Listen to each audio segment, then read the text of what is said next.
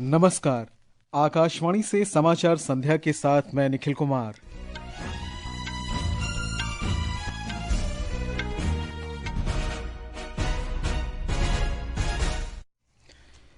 प्रधानमंत्री नरेंद्र मोदी ने भावी पीढ़ियों के लिए मिट्टी की गुणवत्ता बनाए रखने, जल संरक्षण और संसाधनों की उचित उपयोग की आवश्यकता पर बल दिया। भारत में पश्चिम एशियाई देश में जारी अशांति के मद्देनजर नई दिल्ली ने भारतीय नागरिकों से ईरान को तुरंत छोड़ने का आह्वान किया। पर्यावरण मंत्री भूपेंद्र यादव ने अरावली पर्वतमाला के पारिस्थितिक संरक्षण के प्रति सरकार की प्रतिबद्धता दोहराई। छत्तीसगढ़ के सुकमा जिले में 29 माओवादियों ने आत्मसमर्पण किया और राजकोट में मेजबान भारत ने दूसरे एक दिवसीय क्रिकेट मुकाबले में न्यूजीलैंड को 285 रन का लक्ष्य दिया। अब समाचार विस्तार से। प्रधानमंत्री नरेंद्र मोदी ने भावी पीढ़ियों के लिए मिट्टी की गुणवत्ता बनाए रखने, जल संरक्षण और संसाधनों के उचित उपयोग की आवश्यकता पर बल दिया है। उन्होंने मिशन लाइफ, एक पेड़ मां के नाम और अमृत सरोवर जैसी पहल को इसी भावना से प्रेरित बताया। श्री मोदी ने आज नई दिल्ली में सूचना और प्रसारण राज्य मंत्री डॉक्टर एल मुरुगन के आवास पर आयोजित पोंगल समारोह में ये बात कही। ये धरती हमें इतना कुछ देती है, उसे संजोने का दायित्व भी हमारा है। अगली पीढ़ी के लिए मिट्टी को स्वस्थ रखना, पानी को बचाना और संसाधनों का संतुलित उपयोग करना सबसे जरूरी है। मिशन लाइफ, एक पेड़ मां के नाम, अमृत सरोवर जैसे हमारा अभियान इसी भावना को आगे बढ़ाते हैं। प्रधानमंत्री ने किसानों को राष्ट्र निर्माण में सशक्त भागीदार बताते हुए कहा कि उनके प्रयासों से आत्मनिर्भर भारत अभियान को मजबूती मिल रही है। उन्होंने कहा कि केंद्र सरकार किसानों को सशक्त बनाने के लिए प्रतिबद्ध है और इसके अथक प्रयास कर रही है। हमारे किसान राष्ट्र निर्माण के मजबूत साथी है। उनके प्रयासों से आत्मनिर्भर भारत अभियान को बहुत मजबूती मिल रही है। केंद्र सरकार भी किसानों को सशक्त बनाने के लिए प्रतिबद्ध होकर लगातार काम कर रही है। श्री मोदी ने कहा कि पोंगल जीवंत तमिल संस्कृति और प्रकृति से जुड़ाव का पर्व है, जो प्रकृति, परिवार तथा समाज के साथ संतुलन स्थापित करने का मार्ग प्रशस्त करता है। हमारी तमिल संस्कृति पूरी मानवता की साझी विरासत है। मैं एक भारत श्रेष्ठ भारत की जिस भावना की बात करता हूं, उसे पोंगल जैसे पर्व और सशक्त बनाते हैं। दुनिया की लगभग सभी सभ्यताओं में फसलों से जुड़ा कोई न कोई उत्सव मनाया जाता है। तमिल संस्कृति में किसान को जीवन का आधार माना गया है। मीडिया से बातचीत में डॉक्टर एल मुरुगन ने उनके आवास पर पोंगल समारोह में शामिल होने पर प्रधानमंत्री नरेंद्र मोदी का आभार व्यक्त किया। इस बीच आज देश भर में मकर संक्रांति का पर्व धूमधाम से मनाया जा रहा है। प्रधानमंत्री ने इस अवसर पर देशवासियों को पोंगल, लोहड़ी और माघ बिहू समेत अन्य पर्वों की शुभकामनाएं दी हैं। इस समय देश के अलग अलग हिस्सों में लोहड़ी, मकर संक्रांति, माघ बिहू और अन्य त्योहारों की भी उमंग है।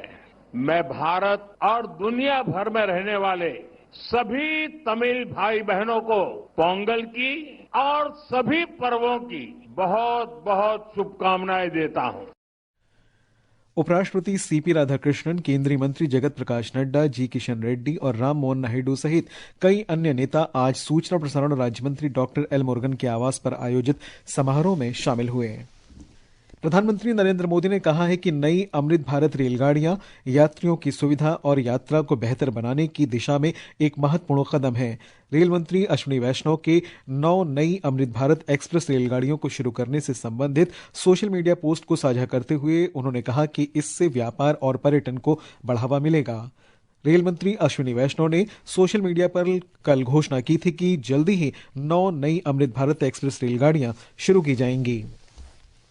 भारतीय रेलवे देश में माल परिवहन की परिभाषा बदल रहा है। माल ढुलाई में तेज, विश्वसनीय और किफायती समाधान प्रदान करके एक नया रिकॉर्ड स्थापित किया गया है। रेल मंत्रालय ने बताया है कि पिछले रविवार को डेडिकेटेड फ्रेट कॉरिडोर नेटवर्क और भारतीय रेलवे के 5 क्षेत्रों के बीच एक ही दिन में कुल 892 इंटरचेंज रेलगाड़ियां संचालित की गई। मंत्रालय ने कहा कि यह उपलब्धि dedicated freight corridor corporation of India limited की बढ़ती परिचालन गतिविधियों, मजबूत योजना ढांचे और सुदृढ़ यातायात प्रबंधन प्रणालियों को दर्शाती है।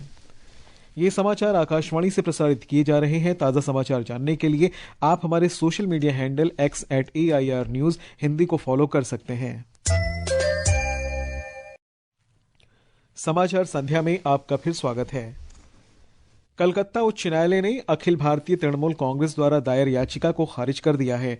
याचिका में प्रवर्तन निदेशालय द्वारा 8 जनवरी को आईपैक और प्रतीक जैन के कार्यालयों तथा आवास पर की गई छापेमारी के दौरान कथित तौर पर जब्त किए गए गोपनीय राजनीतिक डेटा को संरक्षित करने की मांग की गई थी।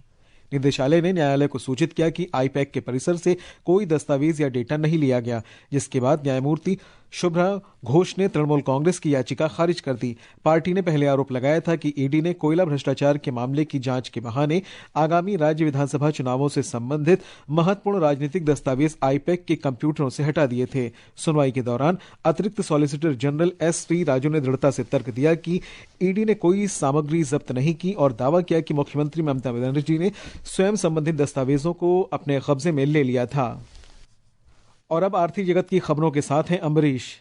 सेंसेक्स 245 अंक की गिरावट के साथ 83,383 पर बंद हुआ। निफ्टी 67 अंक गिरकर 25,666 पर आ गया। अंतर बैंकिंग विदेशी मुद्रा बाजार में डॉलर के मुकाबले रुपया 10 पैसे घटकर 90 रुपए 29 पैसे प्रति डॉलर के स्तर पर दर्ज हुआ। आज पूरे देश में 10वां सशस्त्र बल पूर्व सैनिक दिवस मनाया जा रहा है। छत्तीसगढ़ और ओडिशा उपक्षेत्र ने नवा रायपुर स्थित सैन्य स्टेशन में इसका आयोजन किया। कार्यक्रम के दौरान 29 वीर नारियों और वीर माताओं को सम्मानित किया गया। इस अवसर पर 500 से अधिक पूर्व सैनिक और उनके परिवार के सदस्य शामिल हुए। छत्तीसगढ़ के सभी जिलों में जागरूकता कार्यक्रम भी आयोजित किए गए हैं। रक्षा मंत्री राजनाथ सिंह ने कहा है कि सशस्त्र बलों के पूर्व सैनिक राष्ट्रीय चेतना के जीवन स्तंभ, सामूहिक साहस के प्रतीक और भावी पीढ़ियों के लिए प्रेरणा स्रोत हैं। श्री सिंह ने आज नई दिल्ली में सशस्त्र बल पूर्व सैनिक दिवस के अवसर पर अपने संबोधन में ये बात कही। उन्होंने कहा कि उनकी वर्दी का रंग और कार्यस्थल भले ही बदल जाए, लेकिन देशभक्ति और सेवा की भावना हमेशा एक जैसी रहती है। साथियों, आप सभी केवल सर्विस से रिटायर हुए एक सैनिक मात्र नहीं हैं। आप हमारी राष्ट्रीय चेतना के जीवंत स्तंभ हैं। आप हमारे सामूहिक साहस के प्रतीक और हमारी भावी पीढ़ियों के आप प्रेरणा स्रोत हैं। 20 साल की उम्र के आसपास जब आप लोगों ने यह निर्णय लिया होगा कि आपको आर्म्ड फोर्सेज में जाना है, तो आपने उस समय केवल एक पेशा नहीं चुना था, एक सैनिक के रूप में आपने एक संकल्प लिया था, जहां व्यक्ति स्वयं को पूर्णतः राष्ट्र के लिए समर्पित कर देता है। मुंबई के नौसेना बंदरगाह स्थित गौरव स्तंभ पर आज 10वें सशस्त्र बल पूर्व सैनिक दिवस पर देश के वीर सैनिकों को श्रद्धांजलि अर्पित की गई। भारतीय राष्ट्रीय राजमार्ग प्राधिकरण ने राष्ट्रीय राजमार्ग उपयोगकर्ताओं को वास्तविक समय में सुरक्षा संबंधी चेतावनी के लिए एक प्रायोगिक पहल शुरू की है। इसका उद्देश्य राष्ट्रीय राजमार्गों पर मवेशियों की अचानक आवाजाही से होने वाली दुर्घटनाओं को कम करना है। विशेष रूप से कोहरे और कम दृश्यता की स्थिति में ये प्रायोगिक पहल जयपुर, आगरा और जयपुर रेवाड़ी राष्ट्रीय राजमार्ग गलियारों पर लागू की जा रही है, जिन्हें आवारा पशुओं की आवाजाही के लिए संवेदनशील क्षेत्रों के रूप में चिन्हित किया गया है। पेट्रोलियम और प्राकृतिक गैस मंत्री हरदीप सिंह पुरी ने कहा है कि भारत ने ऊर्जा आत्मनिर्भरता की दिशा में एक महत्वपूर्ण उपलब्धि हासिल की है। सोशल मीडिया पोस्ट में उन्होंने बताया कि इंडियन ऑयल और भारत पेट्रो रिसोर्सेज लिमिटेड के संयुक्त उद्यम ऊर्जा भारत PTE लिमिटेड ने अबुधाबी के ऑनशोर ब्लॉक 1 में कच्चे तेल की सफलतापूर्वक खोज की है। उन्होंने कहा कि ये खोज शी-लाइफ क्षेत्र और हबशान जलाशयों में की गई है। श्री पुरी ने कहा कि इस तरह की अंतर्राष्ट्रीय साझेदारियां भारत की ऊर्जा सुरक्षा को और मजबूत करेंगी। उन्होंने बताया कि ये उपलब्धि इंडियन ऑयल के वैश्विक अपस्ट्रीम क्षेत्र में विस्तार की दिशा में एक महत्वपूर्ण कदम है और भारतीय टीमों की तकनीकी उत्कृष्टता तथा समर्पण को दर्शाती है। सरकार ने सोशल मीडिया पर वायरल हो रहे उस वीडियो का खंडन किया है जिसमें दावा किया गया है कि केंद्रीय वित्त मंत्री निर्मला सीतारामन ने आर्थिक लाभ देने की कोई योजना शुरू की है। पत्र सूचना कार्यालय की तथ्य जांच इकाई ने बताया कि ये वीडियो फर्जी है और आर्टिफिशियल इंटेलिजेंस से बनाया गया है। वित्तीय सेवा विभाग ने आज सार्वजनिक क्षेत्र के बैंकों के सहयोग से केंद्र सरकार के कर्मचारियों के लिए एक समग्र वेतन खाता पैकेज शुरू किया। वित्त मंत्रालय ने कहा कि ये पहल सरकार के विकसित भारत 2047 के विजन और 2047 तक सभी के लिए बीमा के प्रति राष्ट्रीय प्रतिबद्धता के अनुरूप है। मंत्रालय के अनुसार पैकेज का उद्देश्य केंद्र सरकार के कर्मचारियों को एक ही सुगम खाता संरचना के अंतर्गत बैंकिंग और बीमा लाभों को एक व्यापक समूह प्रदान करना था।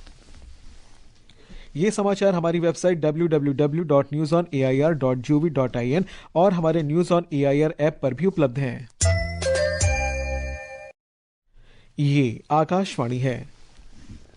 पर्यावरण, वन और जलवायु परिवर्तन मंत्री भूपेंद्र यादव ने आज अरावली पर्वतमाला में पारिस्थितिक संरक्षण के प्रति सरकार की प्रतिबद्धता को दोहराया। उन्होंने कहा कि अतिक्रमण और अवैध खनन को रोकने के लिए अरावली की लगभग 97 किलोमीटर राजस्व भूमि को स्थायी संरक्षित वन घोषित किया गया है। नई दिल्ली में अरावली परिदृश्य के पारिस्थितिक पुनर्स्थापन पर आयोजित राष्ट्रीय सम्मेलन में श्री यादव ने प्रधानमंत्री नरेंद्र मोदी के देश भर में 26 करोड़ हेक्टेयर खराब भूमि के पुनर्स्थापन के मिशन पर प्रकाश डाला।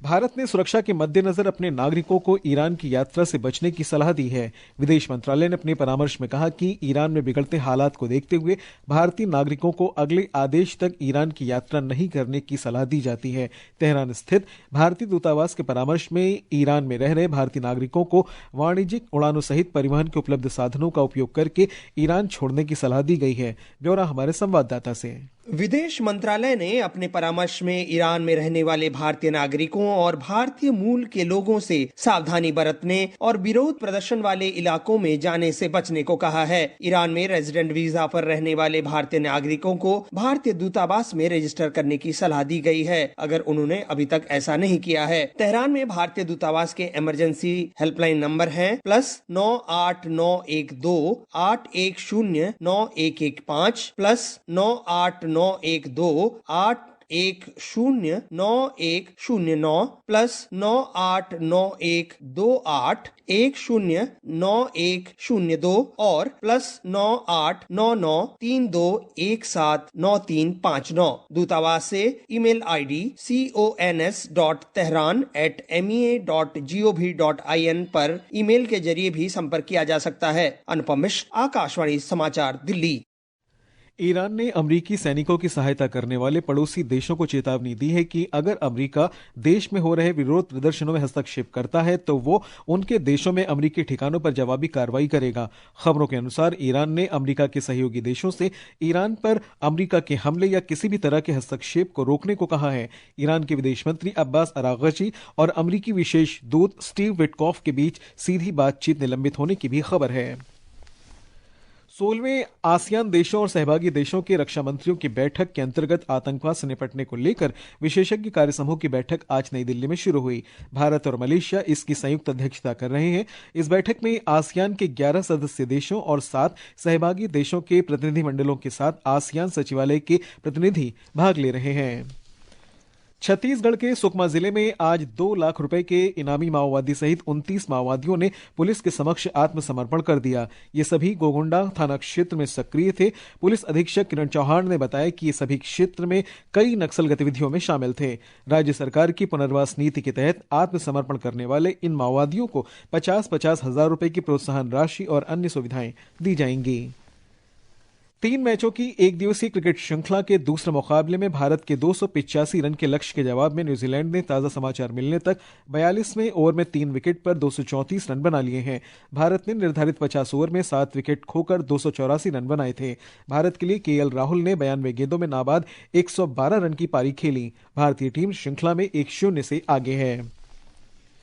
वहीं महिला प्रीमियर लीग में आज दिल्ली कैपिटल्स और यूपी वॉरियर्स के बीच मुकाबला जारी है। ताजा समाचार मिलने तक यूपी वॉरियर्स ने 18वें ओवर में 5 विकेट खोकर 143 रन बना लिए हैं। और अंत में मुख्य समाचार एक बार फिर। प्रधानमंत्री नरेंद्र मोदी ने कहा, पोंगल जैसे त्योहार एक भारत श्रेष्ठ भारत की भावना को सुदृढ़ करते हैं। उन्होंने तमिल संस्कृति को पूरे देश और मानवता की साझा विरासत बताया। भारत ने पश्चिम एशियाई देश में जारी अशांति के मद्देनजर अपने नागरिकों से ईरान को तुरंत छोड़ने का आह्वान किया। सरकार ने कहा वो अरावली पर्वतमाला के संरक्षण और वहां अवैध खनन को रोकने के लिए प्रतिबद्ध है। कलकत्ता उच्च न्यायालय ने आईपैक छापे पर प्रवर्तन निदेशालय के खिलाफ अखिल भारतीय तृणमूल कांग्रेस द्वारा दायर याचिका को खारिज किया। छत्तीसगढ़ के सुकमा जिले में 29 माओवादियों ने आत्मसमर्पण किया और राजकोट में मेजबान भारत ने दूसरे एक दिवसीय क्रिकेट मुकाबले में न्यूजीलैंड को 285 रन का लक्ष्य दिया। इसके साथ ही समाचार संध्या का ये अंक समाप्त हुआ। नमस्कार।